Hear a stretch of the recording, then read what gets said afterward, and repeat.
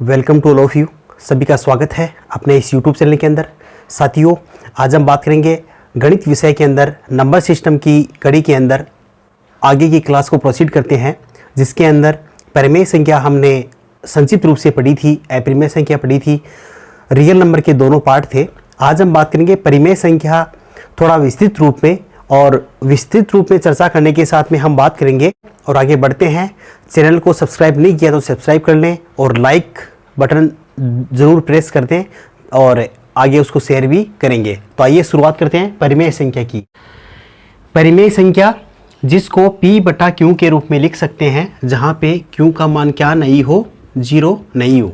अब एक महत्वपूर्ण बात आती है, यहाँ पे P और Q क्या होगा। इसी प्रकार से एक बात हमने पढ़ी थी पहले, भिन्न संख्या की। भिन्न संख्या क्या होती है स्टूडेंट्स? यहाँ पे क्या होता है कि परिमेय संख्या में तो P और जो Q होता है, ये जो ऊपर वाली राशि और नीचे वाली राशि वो क्या होती है, वो पूर्णांक संख्याएं होती है।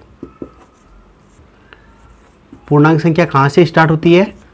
माइनस अनंत से लेके -3, -2, -1, 0, 1, 2, 3 अनंत तक। भिन्न संख्या में क्या होती है, जो अंश और हर होता है, जो नीचे का राशि होती है, वो ध्यान रखना आप, ये प्राकृत संख्या होती है। प्राकृत संख्या होती है, ये इसमें एक मेन डिफरेंस होता है। एग्जाम में कई बार परिभाषा के रूप में ऑप्शन दिए जाते हैं कि इनमें अंतर क्या होता है। यहाँ पे अंश और हर प्राकृत संख्या होगी, यहाँ पे पूर्णांक संख्या होगी। प्राकृत संख्या 1, 2, 3, 4 अनंत ऐसे स्टार्ट होती है, वो हमने पहले पढ़ ली है। अब हम बात करते हैं ये इसमें मेन मौलिक डिफरेंस हो गया। अब हम बात करेंगे कि यहाँ पे जितनी भी पॉजिटिव है, प्राकृत संख्या क्या होती है, सब पॉजिटिव ही होती है। जितनी पॉजिटिव वो भिन्न हो जाएगी। और जो पूर्णांक है, पूर्णांक में कुछ भी हो सकता है। जैसे मान लीजिए 3/-7, ये परिमेय संख्या है, क्योंकि ये दोनों पूर्णांक संख्याएं हैं। यहाँ पे एक महत्वपूर्ण बात है, हमने एक विशेष बात यहाँ पे पढ़ी थी। वो बात क्या है कि Q का मान क्या नहीं होना चाहिए, 0 नहीं होना चाहिए। मतलब ये जो नीचे का जो वैल्यू है, इसका मान क्या नहीं होना चाहिए, 0 नहीं होना चाहिए। तो 0 नहीं होना चाहिए, इसकी कंडीशन ये है। अब साथियों देखिए, जैसे कोई भी नंबर होता है, हम लिखते हैं -2। अब ये -2 नहीं है, इसको गणित की भाषा में हम बात करेंगे, ये होगा -2/1। -2/1। जिस संख्या के नीचे कुछ नहीं होता है, इसका मतलब क्या होता है, -2/1, उसके नीचे 1 होता है। इसको हम लिखते नहीं है। जैसे यदि हम 2 की बात करें, ये खाली 2 नहीं है, ये प्लस का 2/1 इस प्रकार से है। हम धनात्मक को लिखते नहीं है, ऋणात्मक को शो करते हैं। इसलिए यहाँ पे हम बात करते हैं, जैसे मान लीजिए Q का मान 0 नहीं है, तो Q का मान 0 नहीं है, 1 में यदि 0 का भाग देंगे तो वो क्या हो जाएगा, इन्फिनिटी आएगा। और इन्फिनिटी, ये Q का मान 0 आ गया, तो ये जो है ना, ये जो है, ये कभी भी एक परिमेय संख्या नहीं है।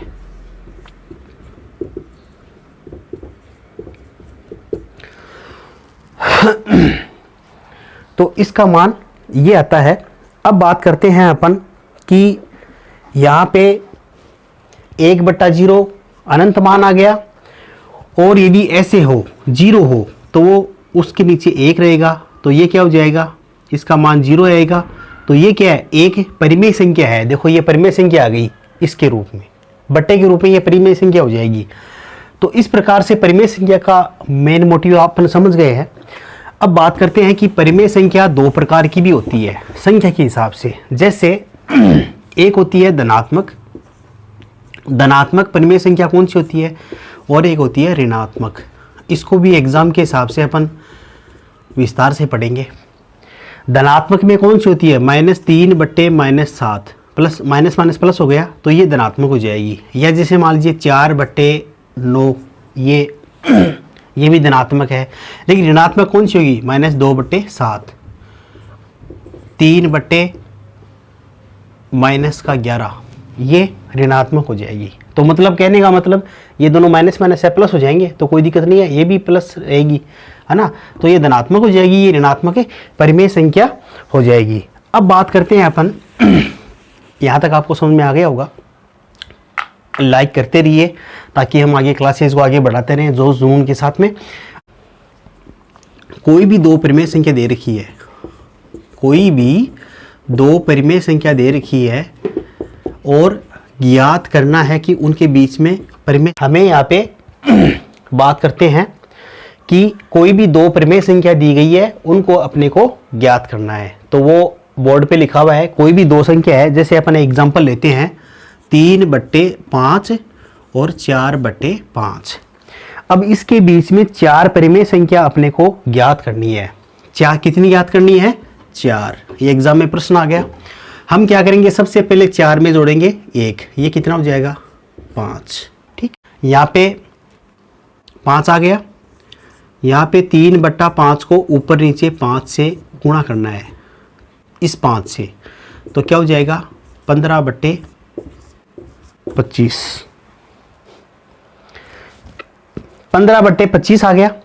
अब बात करते हैं 15/25 के बाद में लास्ट वाले बिंदु से गुणा कर लेते हैं, तो 4/5, इसी 5 से 4/5 को गुणा करते हैं इसी 5 और 5 से, तो ये हो जाएगा 20/25। अब देखो साथियों, यहाँ पे इसके बीच में 15/25 हो गया, 20/25 हो गई। तो अब हम क्या बात करेंगे, यहाँ पे 3/5 और 4/5 के बीच में कौन कौन सी संख्या आ गई? देखो ये 3/4 और ये हो जाएगी 4/5। तो यहाँ पे कौन सी हो जाएगी? 15/25, ये 20/25। मतलब ये इसके नज़दीक है, ये इसके नज़दीक है। अब बीच की संख्या देख लो, 16/25, 17/25, 18/25, जितनी भी अपन ज्ञात कर सकते हैं उतनी, ये इतनी संख्या ज्ञात कर ली हमने। तो ये आसान तरीका था ये ज्ञात करने का। दूसरी बात करते हैं, कोई भी परिमेय संख्या है, दूसरी तरीके से करते हैं मध्य के द्वारा ज्ञात करना। 3 और -2 के बीच में परिमेय संख्या का ज्ञात करना, ये क्या है? 3/1 -2/1।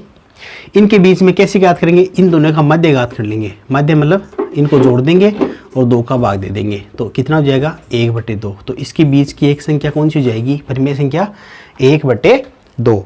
तो ये अपने साथ में एक महत्वपूर्ण बिंदु थे, औसत के द्वारा अपने को ज्ञात करना। अब बात करते हैं, मान लीजिए एक एग्जाम के हिसाब से एक क्वेश्चन आता है परिमेय संख्या का। परिमेय संख्या के अंदर बात करते हैं अपन 2 और 5। एक एग्जाम में क्वेश्चन आया हुआ है कि 2 और 5 के बीच में समान अंतर वाली, मतलब समान अंतर वाली कितनी संख्या याद करनी है अपने को? 4 परिमेय संख्या। 4 परिमेय संख्या याद करनी है। तो यहाँ पे अपन क्या करेंगे, 2 और 5 आ गया। 2 और 5 अपने को दी गई है, तो यहाँ पे सबसे पहले तो अपन क्या करेंगे, इन दोनों का डिफरेंस निकाल देंगे। 5 में से 2 गया 3, ठीक है का 1 के साथ में अभी किया था पहले अपन ने, तो ये 5 हो जाएगा। इसका 3/5 अपने पास में हो जाएगा, इसका मान इसमें भाग देंगे। तो यहाँ पे हमने क्या किया, कितनी परिमेय संख्या ज्ञात करनी है? 4, उसमें 1 जोड़ दीजिए तो 5 हो जाएगा। यहाँ पे 5 में से 2, ये 3 बच गया। अब 3/5 है, इसको इसके अंदर जोड़ देंगे अपन, 2 + 3/5 जोड़ देंगे तो इसका लघुत्तम लेंगे 5, 5 दूनी 10, और ये कितना हो जाएगा? 13/5। फिर ये जो 13/5 आ गया, अब देखो हर बार इसमें कितना जोड़ते जाएंगे, इसी के अंदर दोबारा। ये पहली परिमेय संख्या याद कर ली अपन ने, जैसे 2 और 5 के बीच में पहली याद कर ली 13/5। अब दूसरी बात करते हैं अपन, इसी के अंदर दोबारा जो है ये जो आ गया, इसके अंदर क्या जोड़ते जाएंगे अपन? इस 3/5 को जोड़ते जाएंगे। तो दोबारा लघुत्तम लेंगे, कितना हो जाएगा? 13 + 3 = 16/5। तो दूसरी संख्या क्या आ जाएगी? परिमेय संख्या 16/5। उसके बाद में जो 16/5 आया अपने पास में, इसमें दोबारा अपन क्या जोड़ेंगे, जो अपन ने 3/5 किया था कैलकुलेट, वो जोड़ देंगे तो आ जाएगा 19/5। ये 19/5 हो जाएगा, 19/5 हो जाएगा।